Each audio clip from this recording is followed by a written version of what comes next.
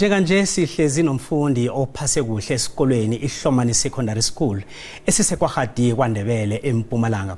Uthole ama-dinstictions alikhomba nguNolwazi Skhosana. Akwande Nolwazi Skhosana siyakwamukela endabeni zesiNdebele. Akwande ngiyathokoza ithuba lokubana ningibizela.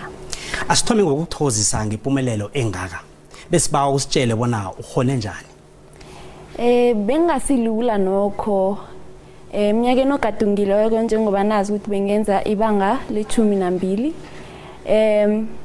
Mina ngiyakholelwa ukubana nawumuntu uhelebha abanye abafundi. Nawe into leyo angeke isuke kuwe.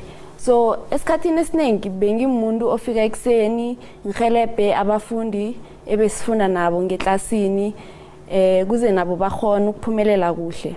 Kodwa bengingapheleli lapho bengithi nangifika ekhaya bengine timetable ekungeyami bengifika nakhona ngihlale phansi ngifunde.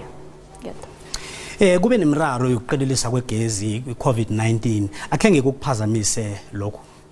Ukucindelisa kwegezi kungiphazamise ekhulu emfundweni zami. Ngikhumbula ngelinye ilanga bekumele siyokutlola isifundo se-physical science akhangikhone ukufunda kuhle kwakose ukuthi ngilinde igezi ibuye kuze ngikhone ukufunda ngoba namakeresi nawo akasakhanya isikhulu njengoba sesijwayele umkhanyo wegezi.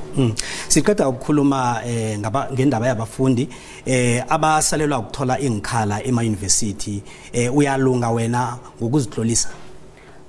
Namhlanje bengivakashele nge-University yange-Wits nange-UJ. Ngingatsho ngithi khona ukulunga ngiyalunga ngoba nabangithembisile kobana bazokubuya kimi nge-application yami ye-Bachelor of Science kodwana ibhudango lami lokuba ngudokotela ngibona lijanyiswa kancane kwanje.